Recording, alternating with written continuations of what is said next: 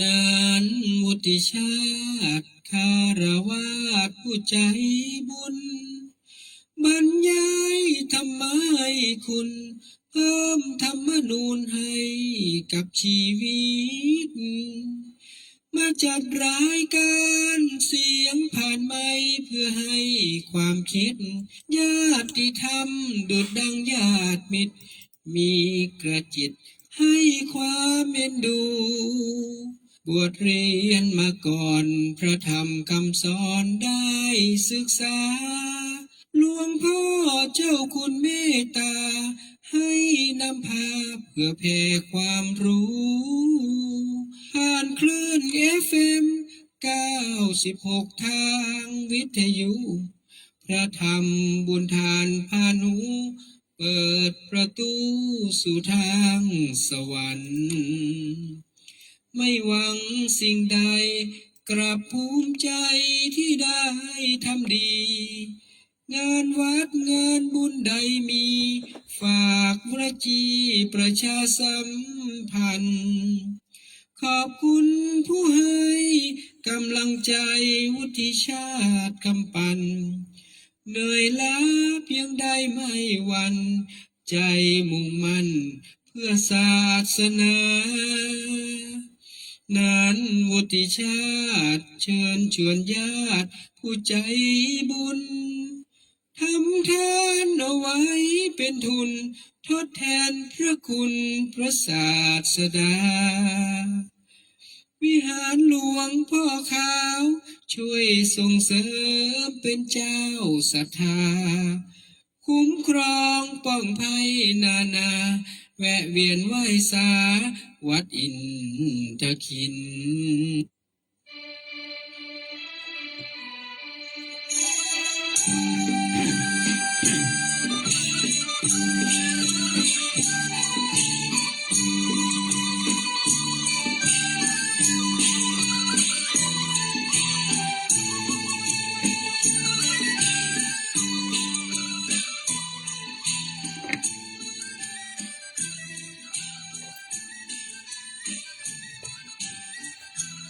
จะบ้านใหม่บ้านเก่าเฮาเลือกได้แต่ต้องใจราคาค่าเป็นล้านเฮาเจ้าซื้อหรือผ่อนใจได้ยาวนานแต่ว่าบ้านหลังสุดท้ายเฮาได้ฟรีขอความสุขสวัสดีจงบังเกิดมีแก่ท่านผู้ฟังแฟนรายการฟังสบายสไตล์วุฒิชาติทางคลื่นสถานีวิทยุท้องถิ่นจังหวัดเชียงใหม่คลื่นพระพุทธศาสนาและจริยธรรม FM 96.0 เมกะเฮิรตซ์อุปถัมภ์โดยมูลนิธิพระบรมธาตุเจ้าดอยสุเทพ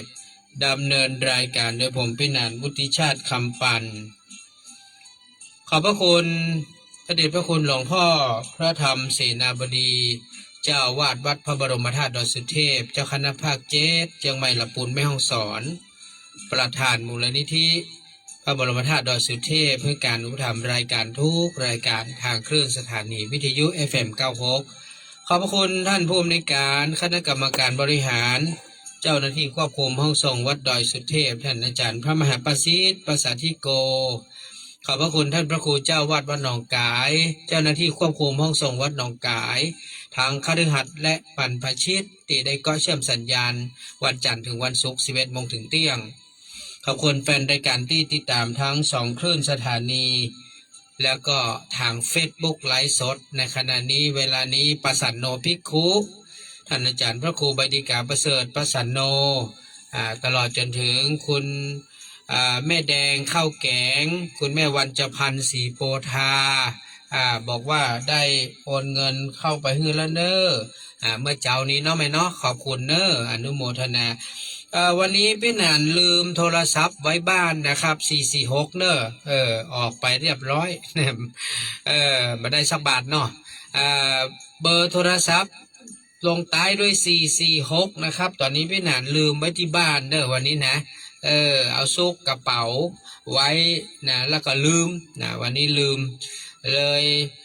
ขอให้ทุกท่านที่จะโทรหาพี่หนานเพื่อใจเบอร์0646169598นะใครจะร่วมบุญร่วมกุศลหรือจะอู้เอิ้นติดต่อกันในช่วงรายการนี้ก็0646169598เนอะใช้เบอร์นี้โทรเข้ามาก็แต่ห้ามโทรไลน์โทรเฟซเนอะถ้ามันจะตัดสัญญาณนะครับก็ตะวันนี้ก็ขอบคุณนะอนุโมทนาบุญกับทางคุณยายคำการคนซื่อเนาะก็ได้ร่วมบุญผ้าป่ากองทุนมา100 บาทแม่วันจพันธ์ศรีโพธาพร้อมลูกหลานก็ร่วมบุญมา200 บาทคุณแม่สุนาป้าบัวผันมูลลาก็ร่วมบุญมา200 บาทแล้วก็ขอบคุณกับคุณแม่ไทยจือคุณป้อร้อยตำรวจเอกวิชัยฟูปิงก็ได้เมตตาร่วมบุญตาลเตียนมา200น้ำดื่ม100นะร่วมกับพี่หนานเอาไว้เลี้ยงผู้ที่เดินทางไปแสวงบุญตาลเตียน8 วัดในวันเสาร์ที่จะถึงนี้แล้วก็เมื่อวานนี้ขอบคุณอาม่ากิมเฮงแซ่เย่าคุณชัยยุทธผู้สว่างซึ่งก็ได้มีเมตตาจิตนะบอกว่าอยากจะร่วมสมทบสร้างกุฏิสงฆ์นะร่วมบุญร่วมผ้าป่านี่แหละจำนวน1,000 บาทก็ขออนุโมทนานะครับแล้วก็ขอบคุณกับคุณปิยธิดาตุยเนอร์นะที่ได้เมตตาโอนเงินร่วมทำบุญมาก่อนหน้านี้นางถวยนางถวยเนาะนางถวยอีนะตะกี้เห็นขึ้นอย่างนี้เนาะแต่ว่าขอให้แจ้งมหากรรมเนาะว่าทำบุญอะไรอย่างเนาะเปิ้นโอนมา650 บาทนะพี่นันบอกว่าเปิ้นทำบุญอะไรอย่างนางถวยนะชื่อนางถวยนี่แหละนะคือโทรแจ้งที่เบอร์0646169598เนอะพี่นันจะได้โจทย์อะไรใหม่เอาไว้ว่าเปิ้นทำบุญอะไรอย่างนะเพราะว่าเรามีบุญที่จะมาถึงนี่ก็หลายบุญอยู่กันนั้นก็ขอให้แจ้งกรรมท่านฟังครับวันนี้ก็ขอบคุณพี่ภูสานิสาเจริญสุขเนอะได้เมตตาโอนเงินทำบุญค่าน้ำค่าไฟประจำเดือนเข้ามาให้200 บาทแล้วก็ก่อนหน้านั้นก็ขอบคุณแม่สีนวลรันจวนด้วยเนอะก็ได้โอนเงินทำบุญค่าน้ำค่าไฟตอนนี้เราก็จะได้ชำระค่าน้ำค่าไฟประจำเดือนพฤษภาและก็ต่อด้วยเดือนมิถุนายนนะครับซึ่งเอาจะจ่ายหลัง1 เดือนนะครับเพราะว่าปัจจัยของเรามีการร่วมทำบุญไปเป็นครั้งนะครับอันนั้นก็เดี๋ยวขออนุญาตสวัสดีครับสวัสดีค่ะป้าหมานเจ้าหนูค่ะร่วมทำบุญค่ะร่วมทำบุญวัดพระป่าจ้ะที่650นี่เหรอใช่ค่ะ650มีแต่มีหลายคนค่ะเดี๋ยวหนูบอกชื่อบอกชื่อมาเลยจ้ะเจ้าณภาพรสามปลา200 บาทค่ะณภาพร3 ปลา200 บาทณภาพร3 ปลา200 บาทแล้วไข่แฮม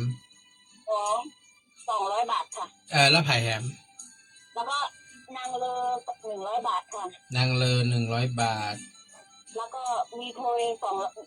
มีทอย100 บาทค่ะมีทอย100 บาท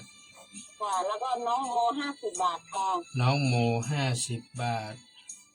น้องแสง50 บาทค่ะน้องแสง50 บาทแล้วก็น้องเมย์50 บาทค่ะน้องเมย์50 บาทแล้วก็ครูเจ100 บาทค่ะครูเจ100 บาทค่ะร่วมทำบุญวัดพระป่านะคะจ้าสาธุนะครับอนุโมทนาครับจ้าขอบคุณคุณนางถวยบอกว่ามีนายคุณณภาพร3 ปลา200นางเลอ100มีทอย100เนาะเอาไป4แล้วก็ทูเจ100เป็น5นะน้องโม50น้องแสง50น้องเมย์50รวมเป็น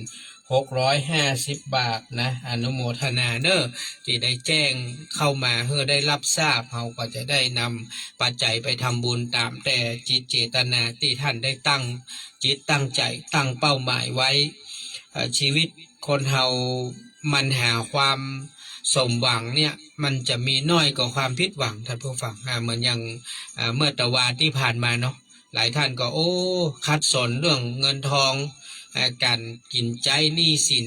ก็คิดในใจว่าถ้าได้โจกได้ลาบมาเนาะก็คงจะได้เอามาใช้จ่ายเอามาใช้หนี้ใช้สินได้ก็ปรากฏว่าบ่ได้ก็เกิดความผิดหวังแล้วก็มีความเสียใจนะทีนี้ไอ้ความผิดหวังความเสียใจเนี่ยท่านผู้ฟังจริงๆแล้วเนี่ยนะมันก็คือสิ่งที่คอยบอกคอยเตือนคอยสอนเฮาอยู่แล้วว่าความผิดหวังหรือความเสียใจเนี่ยมันอยู่ในคำสอนของพระพุทธเจ้านะมันมีไหมมีนะเช่นความเจ็บป่วยเห็นไหมความเจ็บป่วยมันมีในกรรมที่เปิ้นสอนไว้ความเจ็บป่วยมันมีอยู่หนึ่งความเปิ้นว่าความพลัดพรากนะหรือว่าความที่เฮาผิดหวังเนี่ยอย่างประมาณนี้แหละโสกะปริเทวะทุกขโทมนัสสุปายาสาปิทุกขาเห็นไหมโศกะความโศกเศร้าโศกะปริเทวะทุกขะโศกะความโศกเศร้าเสียใจความพิไรรำพันความที่เฮาบ่ได้ดังที่เฮาปรารถนาความพลัดพรากจากสิ่งที่เฮามุ่งมา่ปรารถนาแม้กระทั่งการที่เฮาบ่ได้อยู่กับคนที่เฮาฮักเช่นพ่อแม่ญาติพี่น้องลุงป้าน้าอาที่ได้จากเขาไปสูญเสียชีวิตโดยบ่มีโอกาสได้กลับปิกมาปะเจอกันแถมสามีภรรยาลูกหลานพี่น้องทรัพย์สินสมบัติความมุ่งมา่ปรารถนาในทุกเรื่อง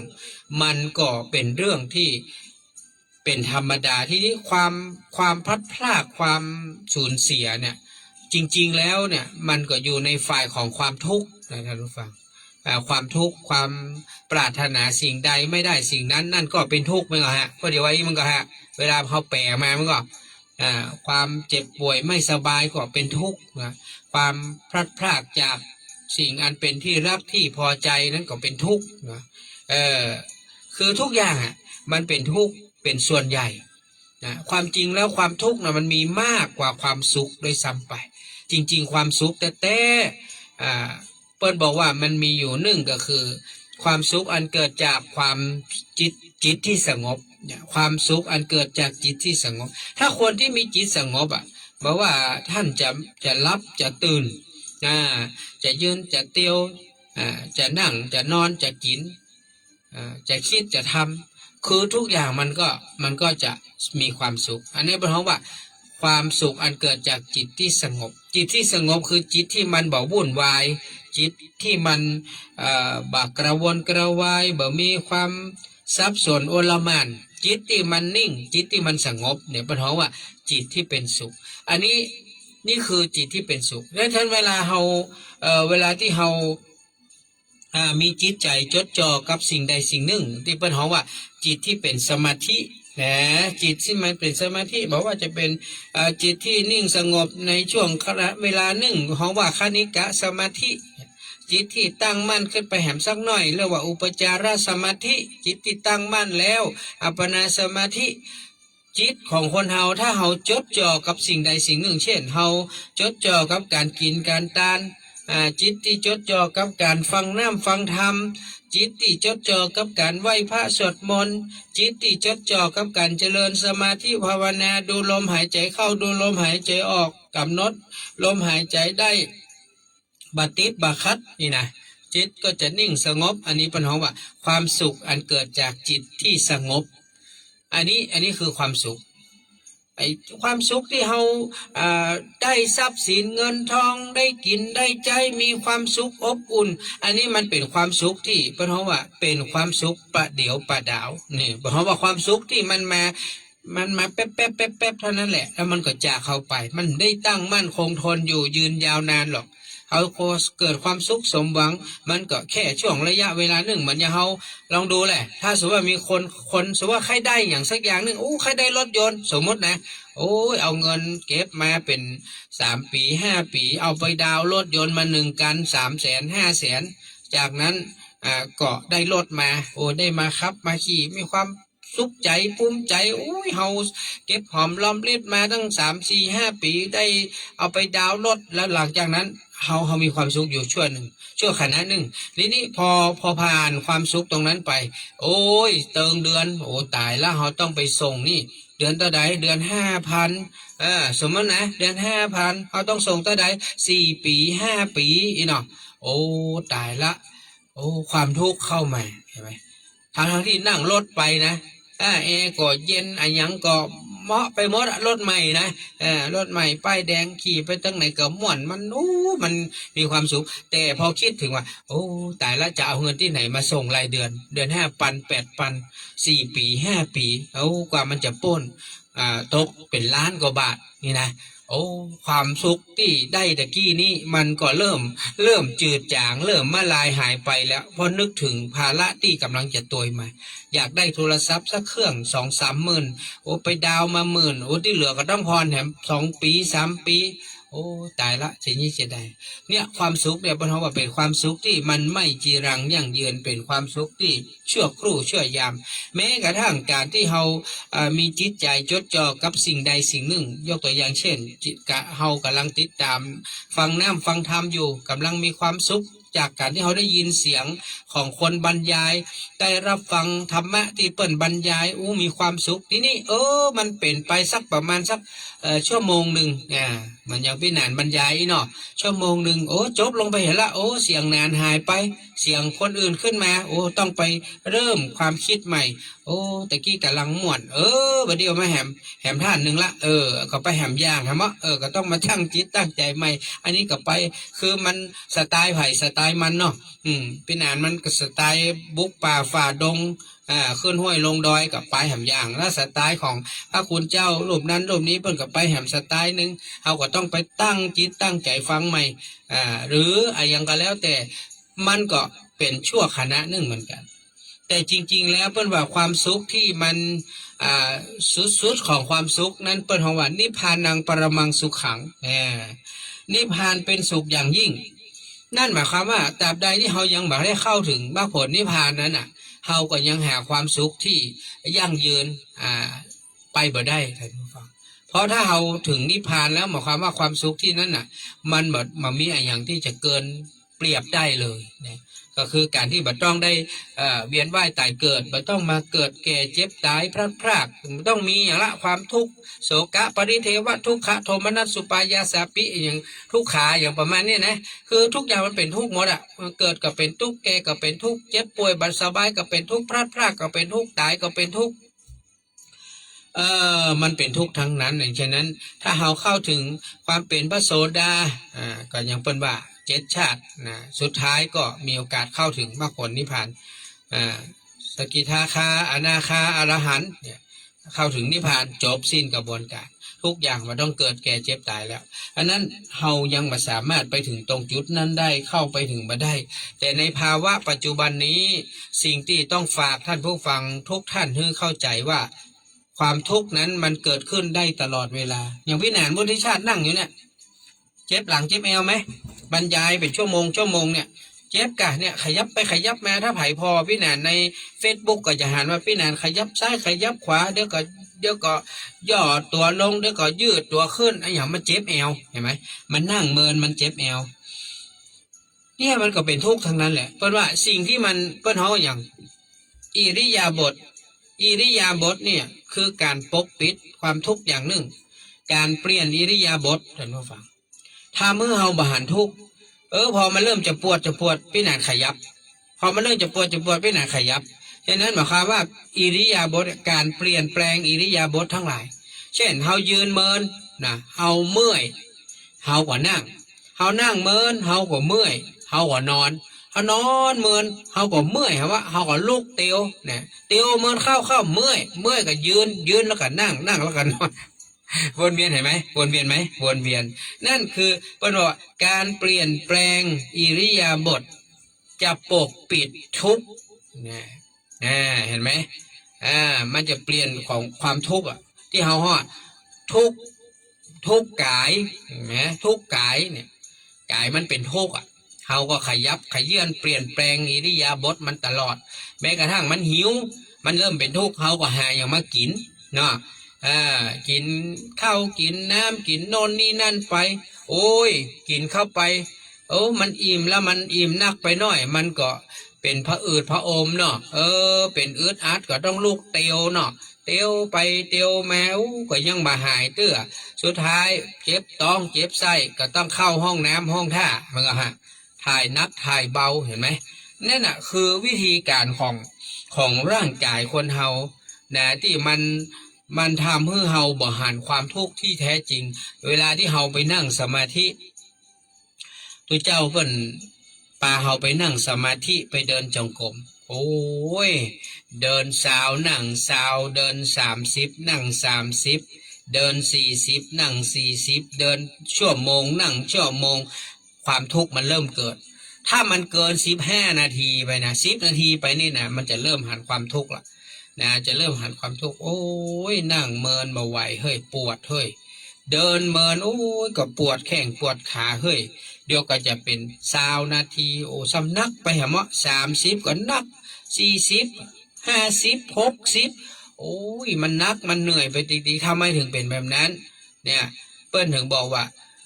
ความทุกข์ของสังขารร่างกายนี้มันมีอยู่ตลอดไม่ก็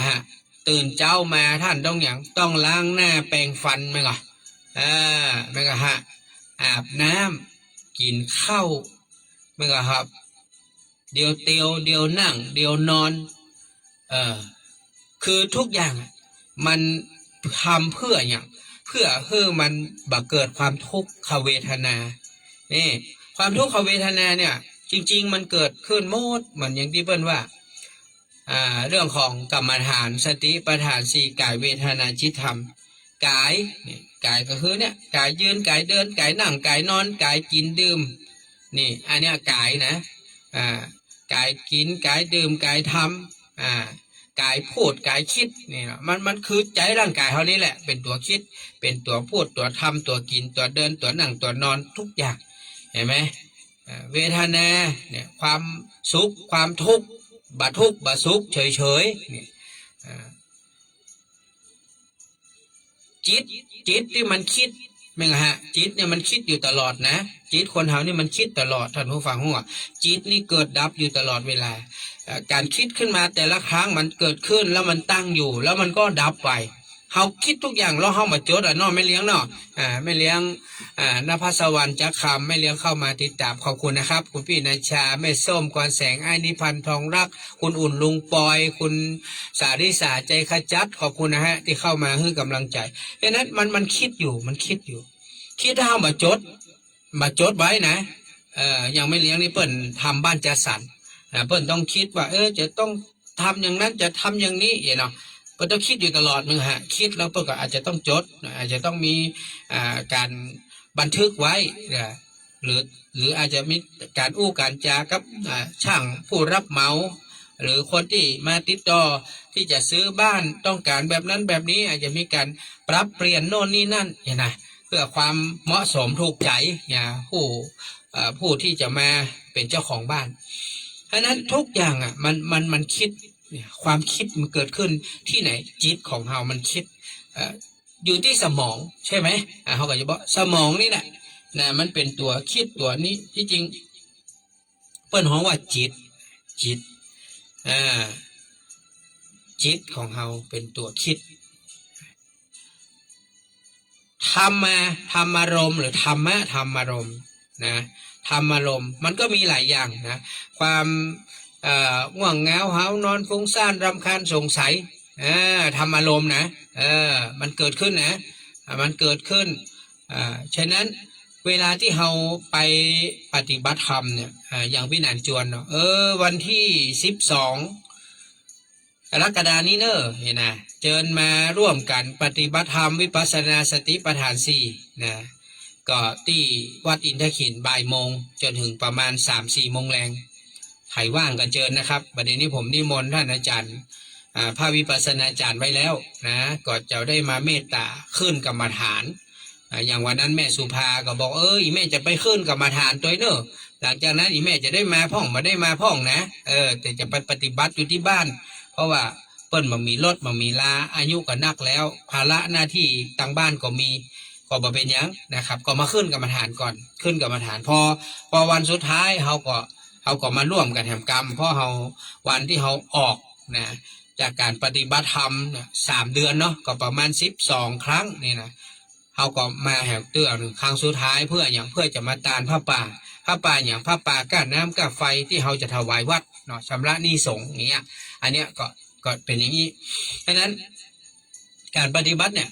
เวลาเรามาอยู่พร้อมๆกัน5 คน10 คน20 คนเดินพร้อมกันนั่งพร้อมกันนะ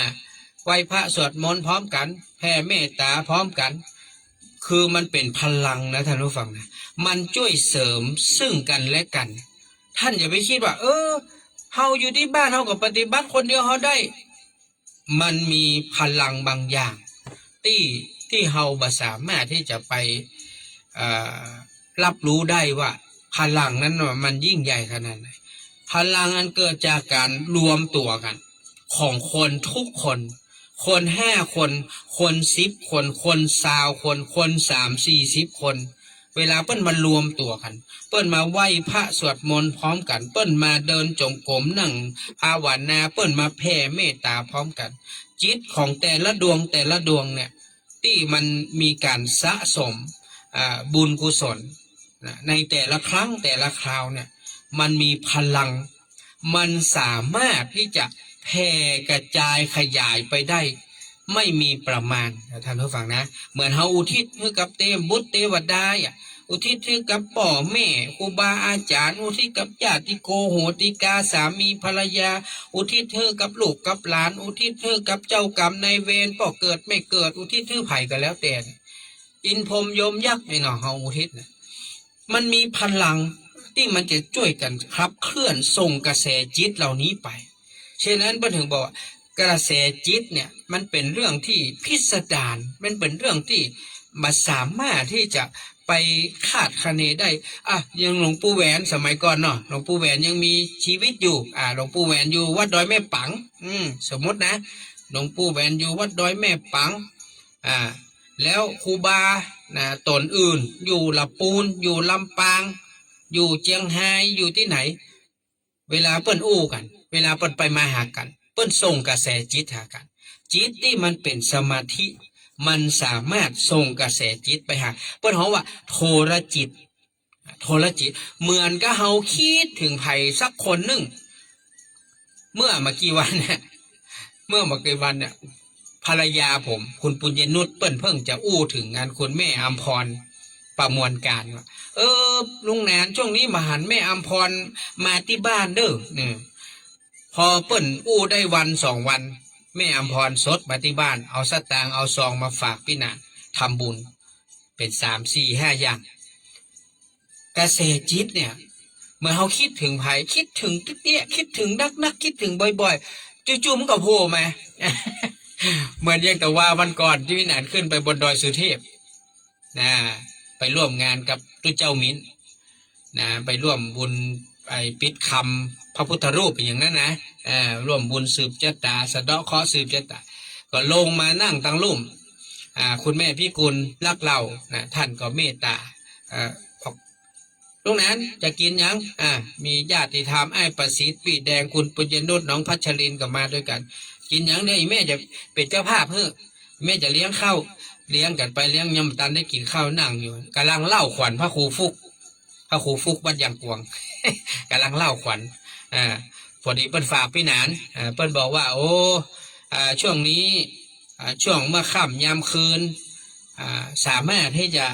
นิมนต์ไปเทศตามงานตามบ้านได้เนอะจะเป็นงานศพงานอย่างก็แล้วแต่เตอะอีป้อยแม่ท่านใดจะนิมนต์ไปเทศก็บอกได้เนอะลูกตู้ยินดีลูกตู้ยินดีฉะนั้นถ้าติดต่อท่านพระครูฟุกบ่ได้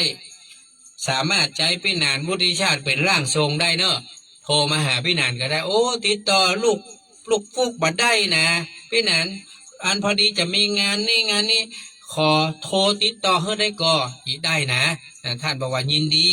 รับกิจนิมนต์บางคนก็จะว่าโอ้งานการเปิ้นนักเปิ้นถ้าบอกว่างก้าไปนิมนต์บัดได้อะอีนะช่วงนี้เหนื่อยเรื่องของค่าน้ำค่าไฟค่าใช้จ่ายในวัดสูงท่านผู้ฟังเนอะท่านพระครูว่าโอ้ช่วงนี้เหนื่อยมากเพราะนานเนี่ยก็เลยเล่าขวัญกันกับแม่พิกูลกำลังเล่าโยโทโซเล่าขวัญไปเล่าขวัญมาพระครูฟุกโพมาตกใจหมดเลย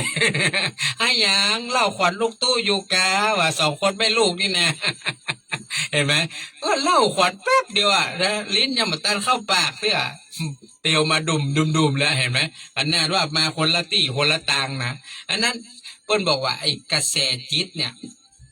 มันส่งถึงกันได้นะยิ่งถ้าเราส่งกระแสจิตตอนไหนตอนที่เรากำลังเป็นสมาธินะตอนนั้นจิตเรากำลังตั้งมั่นเป็นสมาธิเนี่ยเราส่งไปให้ไผได้หมดอ่ะส่งบุญให้อีป่ออีแม่เนอะให้ครูบาอาจารย์เฮาเนอะให้ผัวเมียเฮาลูกหลานพี่น้องเฮาเนอะคือเจ้ากรรมในเวรพ่อเกิดไม่เกิดเนอะนี่นะในขณะที่จิตเราเป็นสมาธิป่อยแม่เปิ้นถึงบอกว่าเวลาท่านออกจากสมาธิปุ๊บเนี่ยนะคือท่านแผ่เมตตาให้ตัวเก่าก่อนแผ่เมตตาให้ตัวเก่าเช็ดกับแผ่เมตตาให้กับคนอื่นให้กับสรรพสัตว์ให้กับเทพบุตรเทวดาให้อย่างกับให้ไปเถอะในขณะที่จิตเราเป็นสมาธินั่นแหละนะบุญมันเกิดตรงนั้นนะบุญมันเกิดนะผมถึงบอกว่าต้องอาศัยพลังของคนทุกคนพลังแห่งความสมัครสมานสามัคคีอย่างเมื่อกี้วันเนี้ยวันที่อย่าง9 กรกฎานี่มั้งนะน่าจะเป็นวันสำคัญนะครับของฟ้าหญิงนะเจ้าฟ้าหญิงเฮานะครับพระองค์เล็กนะครับท่านก็จะมีพระชนมายุครบอายุท่านพอดีนะก็ส่งกระแสจิตส่งบุญกุศลไปถวายท่านด้วยเนอะก็เจ้าฟ้าหญิงองค์เล็กเนี่ยท่านก็บัจจัยว่าแข็งแรงนะแต่ท่านก็ยังทรงทำงานเพื่อที่จะช่วยดูแลประสบนิกรชาวไทยนะอันนั้นก็ขอให้ทุกท่านได้ระลึกถึงพระองค์โดยเพราะว่าน่าจะวันที่9 กรกฎาคมนี่มั้งที่จะครบอายุของพระองค์ท่านเนาะพวกก็จะไล่กันเนาะเดือนนี้ก็เดือนที่แล้วก็เป็นเดือนครบรอบอายุของพระราชินีนะครับแล้วเดือนนี้กรกฎานี้ก็นอกจากของฟ้าหญิงพระองค์เล็กแล้วก็วันที่28 กรกฎาคมก็จะเป็นวันเฉลิมพระชนม์ของในหลวงรัชกาลที่10ของเราเห็นไหมเนี่ยเป็นเดือนมหามงคลฉะนั้นแล้วก็เดือนนี้ก็จะเป็นเดือนที่จะเข้าพรรษาวันที่10ก็วันอาสาฬหะวันที่11ก็วันเข้าพรรษา12เป็นอันก็เชิญชวนทุกท่านมาขึ้นกรรมฐานปฏิบัติธรรมทุกวันเสาร์นะครับที่วัดอินทขินบ่ายโมงถึงประมาณ4 โมงแรงมันมีค่าใช้จ่ายนะครับมีแต่เราจะทำบุญกับน้ำกับไฟอย่างนั้นนะครับหรือถ้ามีครูบาอาจารย์แม่เราก็ถวายการลดการอย่างให้ท่านอันนี้ก็เป็นสิ่งที่อยากจะบอกกล่าวทุกท่านเพื่อได้มาร่วมกิจกรรมส่วนกาแฟโอวัลตินน้ำดื่มพี่นันก็จะจัดให้นะครับไม่ต้องห่วงจะจัดให้มามีก็หามมากระเซาะมีไผ่หอมพี่นันก็จะเลี้ยงคนเดียวนะครับก็เป็นอย่างเพราะเราตั้งใจถึงเฮามีสตุ้งสตังแต่พี่นันเชื่อว่าเทพบุตรเทวดาเปิ้นตึงมาทิ้งพี่นันอย่างปีแล้วเฮาจัดเป็นปีที่11ก็ผ่านพ้นไปด้วยดีนะมีเจ้าภาพ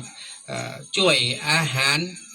ช่วยกาแฟช่วยโอวัลตินช่วยขนมพี่นันมาช่วยน้ำดื่มพี่นันมาก็รอดไปได้นะรอดไปได้ปีนี้ก็น่าจะรอดได้สวัสดีครับเกสรจะโทรมาแจ้งว่าได้โอนเงินไปให้แล้วเนอะ300เจ้า300ที่เราในป้าป่าวันที่อย่าง26เนี่ยอ๋อจ้าสาธุเนอะสาธุอนุโมทนาครับคุยกับมาลูกนี่มาเป็นยังเหมือนกันนั่นแหละสาธุขอบคุณเนอะแม่เกสรชัยวุฒิแม่สุธรรมอินทรีย์มาต้องจมนะเหมือนกันนั่นแหละนะพี่นานกับบรรทุกเหมือนกันเนาะนะบรรทุกเหมือนกันแม่เอาไปคิดนักนะบอกแล้วว่าความผิดหวังมันมีมากกว่าความสมหวังนะฉะนั้นมันต้องไปคิดนักฉะนั้นวันนี้ก็ถึงถึงท่านผู้ฟังว่า วันที่6 กรกฎาคมนี้ก็รู้สึกจะเป็นวันคล้ายวันเกิดของท่านอาจารย์พระครูใบดิกาประเสริฐประสานโนเนอะวันที่6 กรกฎาคมวันที่2 กรกฎาคมนี้ก็เป็นวันคล้ายวันเกิดของท่านอาจารย์เจ้าคุณดร.ที่แถมเดือนนี้มีคนเกิดนักเนอะวันเกิดนักอันนี้ก็เรียกว่าเป็นเรื่องธรรมดาเนาะถึงวันค่อยครบอายุของแต่ละท่านแต่ละคนก็อยากจะให้ทุกท่านมีความสุขดังนั้นท่านผู้ฟังถึงบอกไว้ว่าที่อู้ไปตะกี้นะว่าจะบ้านใหม่บ้านเก่าเฮาเลือกได้แต่ต้องใจราคาค่าเป็นล้านเฮาเจ้าซื้อหรือผ่อนใจได้ยาวนานแต่ว่าบ้านหลังสุดท้ายเฮาได้ฟรี บ้านที่เฮาไปอย่างพี่หนาเนี่ยเนาะไปซื้อตี้แปลงบ้านผ่อนธนาคาร20 ปีตราบใดที่เฮาผ่อนเบิ้นเฮาก็ยังมีสิทธิ์อยู่บ้านหลังนี้ไปจนครบ20 ปีถ้าเฮาตายไปก่อนก็จบถ้าเฮาบ่ตายเตื้อเฮาก็อยู่ไปจนครบ20 ปีถ้าเฮาผ่อนหมดบ้านหลังนี้ตี้ผืนนี้ก็เป็นของเฮาถ้าเฮาผ่อนบ่หมดธนาคารเปิ้นก็ยึดตี้ยึดบ้านเฮาไป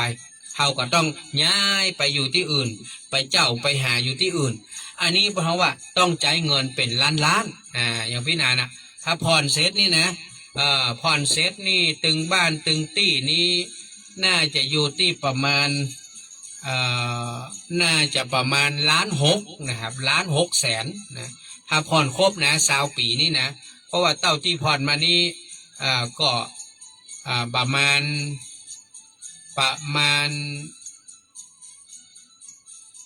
2 แปลงนี่มันประมาณล้านสี่นะครับก็ประมาณนั้นนะครับประมาณ1.6 ล้านนั่นนะถ้าผ่อนครบนะ20 ปีน่าจะประมาณนี้แหละนะครับฉะนั้นบ้านหลังที่เฮาบ่ต้องผ่อนเลย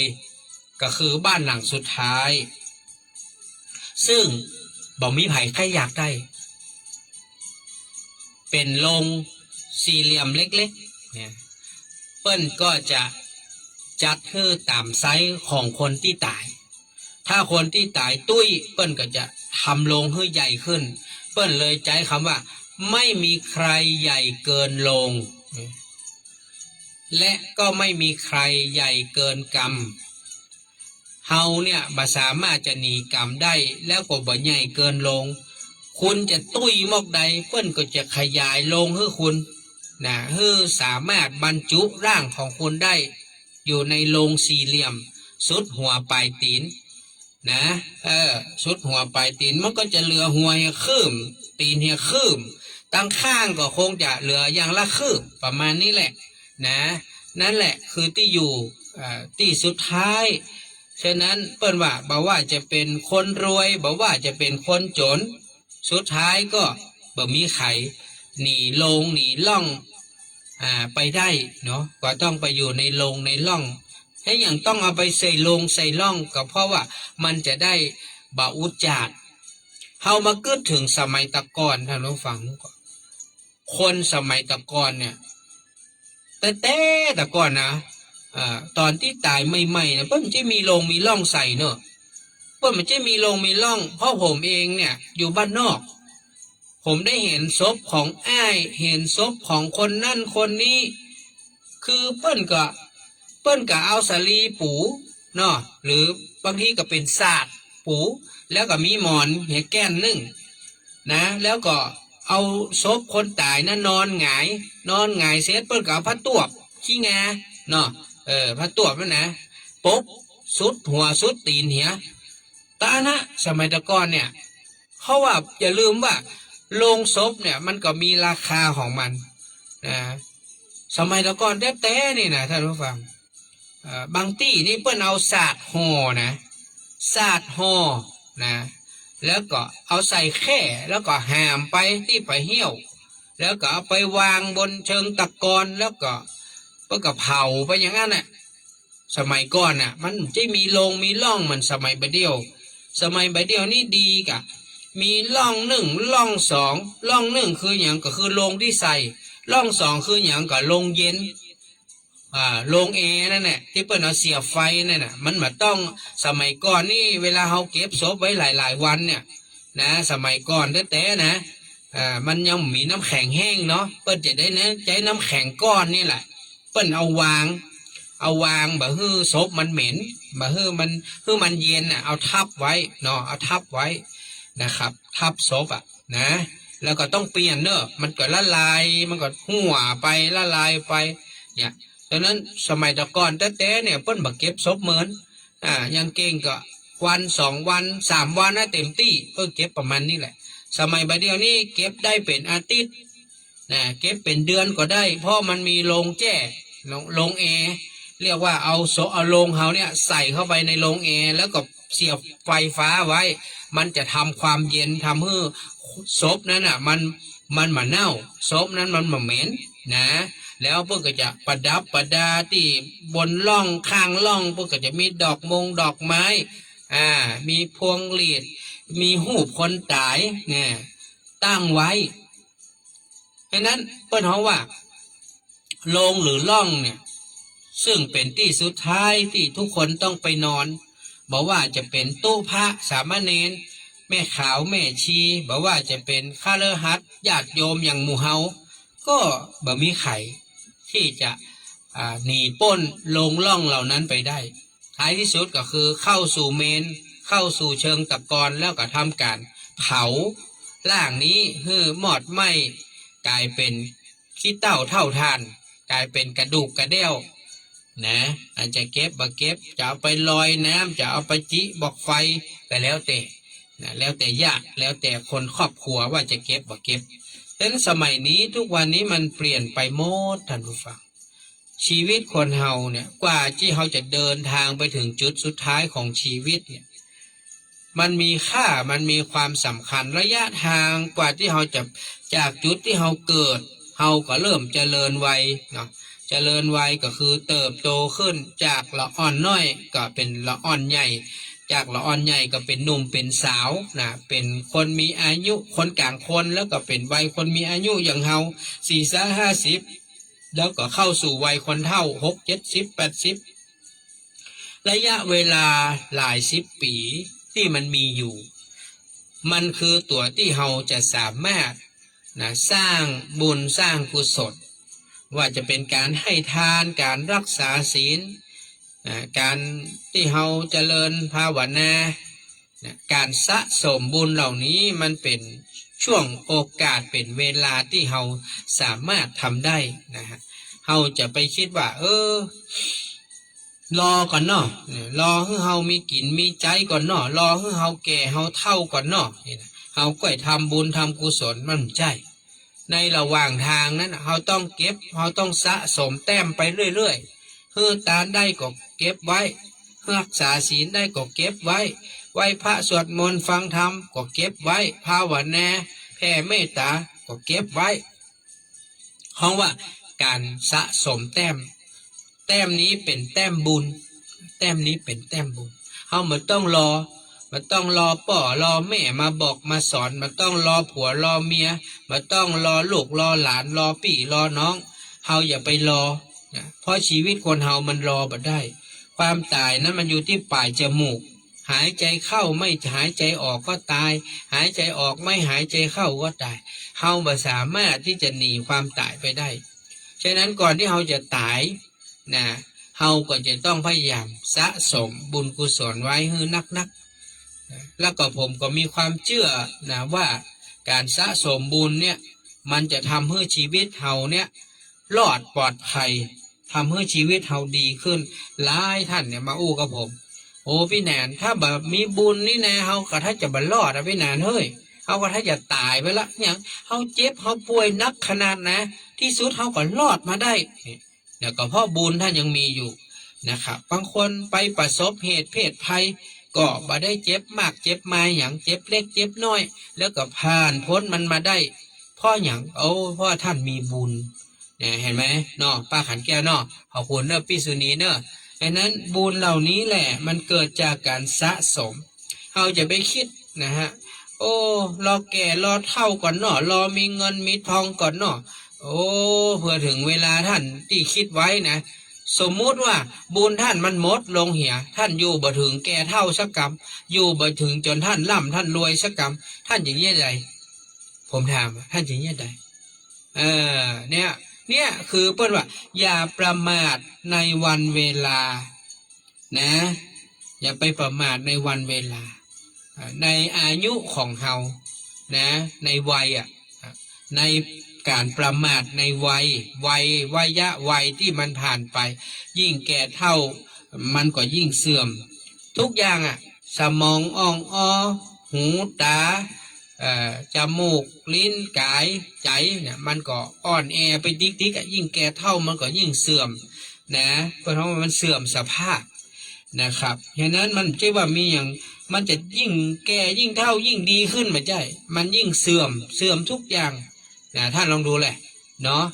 ฉะนั้นวันเวลาเนี่ยอย่าได้ประมาทเพื่อนว่าสิ่งที่กลืนกินชีวิตมนุษย์และสรรพสัตว์ก็คือวันเวลา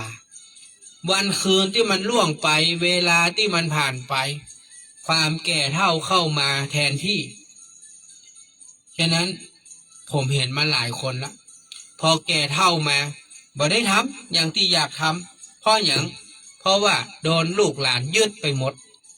ยึดเงินยึดทองยึดเข้ายึดของแม้แต่บ้านแม้แต่ที่แม้แต่กิจการงานทั้งหลายก็ถูกลูกหลานยึดไปหมดก็ไม่ใช่ของเฮาสักอย่างจากนั้นก็คือเขาต้องมาเลี้ยงมาพ่อเฮาเขาจะไปกินไปตานเขาจะไปเนี่ยไปทำอย่างเขาก็ต้องพอแน่พอตาเขาจะหรือว่าบ่ทำเนอะจบข่าวถ้าเขาทำได้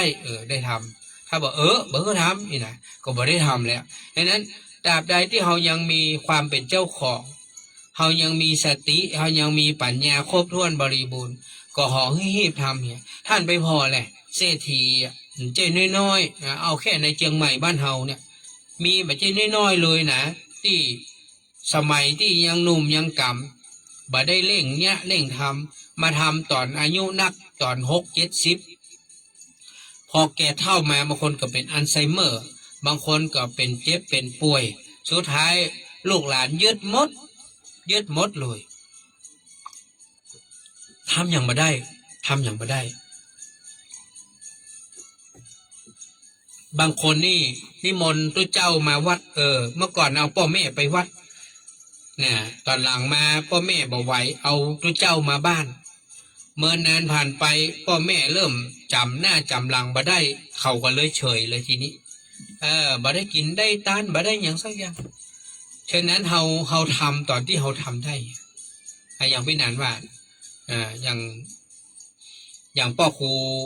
สมบูรณ์การท่าปลาเนี่ยท่านก็ทำจนท่านแก่จนท่านเฒ่านะท่านก็ทำของท่านอย่างทุกวันนี้อย่างคุณย่าปานีนี่ก็80 ปลาย 90แล้วมั้งคุณย่าเพิ่นก็ทำของเพิ่นเนี่ยเพิ่นยังมีสตินะที่จะทำอย่างได้เพิ่นก็ทำเพิ่นแม่เลี้ยงป้าเลี้ยงหลายท่านเนี่ยอย่างร้านวรรณสนันเจชลิดาเนี่ยเพิ่นก็ทำของเพิ่นเรื่อยๆของเพิ่นดังนั้นเปิ้นมารอหรอเปิ้นรักษาศีลกินทานเจริญไหว้พระสวดมนต์ปฏิบัติธรรมเปิ้นมารอนะเปิ้นแก่เปิ้นเฒ่าไปเปิ้นก็ยิ่งต้องรีบต้องเร่งทำคนเฮานี่นะยิ่งแก่ยิ่งเฒ่าต้องเร่งเนาะต้องเห่งต้องเนี้ยวันหนึ่งถ้าเฮาลุกมาได้ไปบ่ไหวเฮาเจ็บเฮาป่วยเฮาเป็นจำหน้าจำหลังบ่ได้นี่เป็นอัลไซเมอร์เนี่ยเฮาไม่ได้หยังแล้วนะแค่อยู่เป็นภาระให้ลูกหลานเลี้ยงไปวันๆเท่านั้นแหละอยู่หายใจเข้าหายใจออกไปวันๆเท่านั้นมันมีโอกาสที่เราจะย่าอย่างทำผมถึงบอกว่าทุกวันนี้อย่างที่เราทำได้ก็ทำเหียนะครับเราทำได้ก็ทำเหียท่านจะโทรมาได้เนอะ064-616-9598 064-616-9598 446ผมต้องโทรเนอะเพราะว่าพี่หนานลืมไว้ที่บ้านสุมาเตอร์ลืมบ้านไม่ได้เอามาสักกับดังนั้นไผ่จะโทรก่อใจ064-616-9598ฉะนั้นชีวิตคนเฮามันมาอยู่ที่คนอื่นก็อยู่ที่ตัวเฮาครูบาอาจารย์เพิ่นสอนเสมอว่าอย่าได้ประมาทเนอะแม้แต่พระพุทธเจ้ายังสอนสิ่งที่บอกควรประมาทคืออย่างหัวก็คือเรื่องของการตายนี่แหละท่านผู้ฟังพระพุทธเจ้าว่าระลึกนึกถึงความตายอยู่ทุกลมหายใจเข้าออก มันก็เป็นความจริงนะเนาะอย่างแต่ว่าวันซืนอู้กับท่านอาจารย์พระครูวิสุวัตรว่าตัวลุงหมูนะไปฮับบ่ได้เนอะถ้าอย่างลุงหมูสีล้อแดงนะบ่ได้ละอย่างเปิดไปแล้วโอ้เปิดถ้าจะขี้ค้านหายใจกล้าไปนานวะแต่เนาะพอว่าหายใจปุ๊บมันก็ไปละนั่งไปน่ะตายไปตายง่ายตายได้น่ะ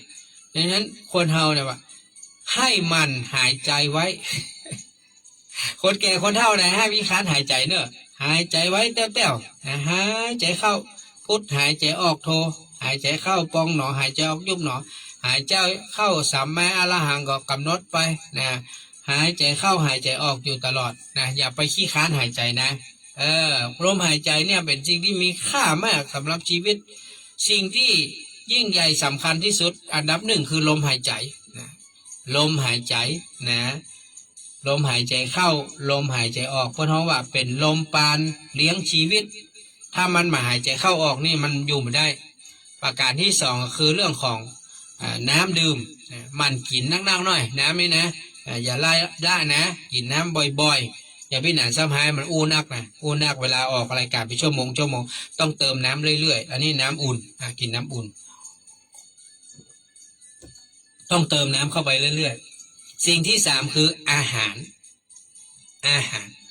ก็คือของกินทั้งหลายนั่นแหละกินข้าวกินยังก็ว่าไปแล้วก็เรื่องของ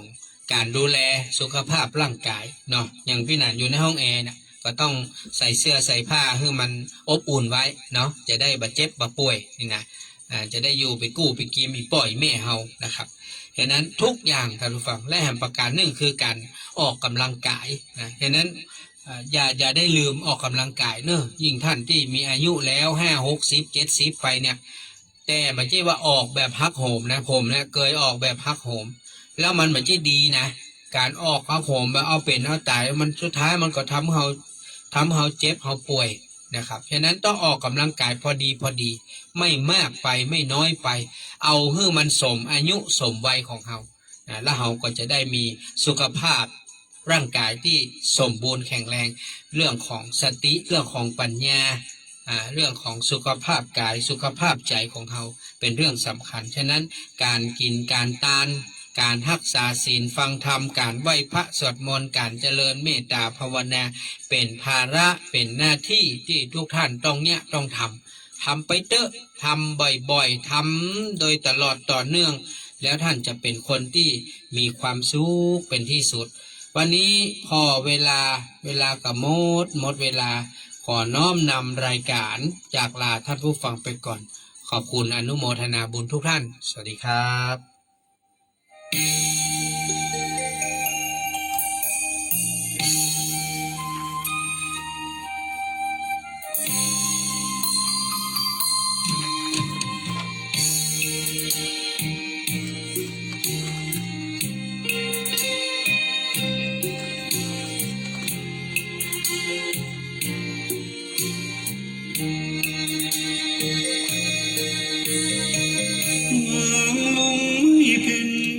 เย็นไม่ได้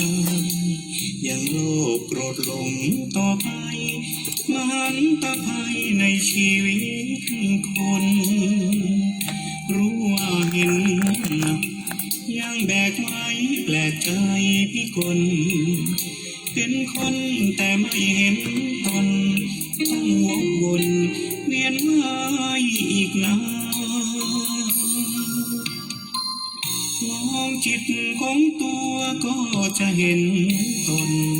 เห็นได้จากการฝึกฝน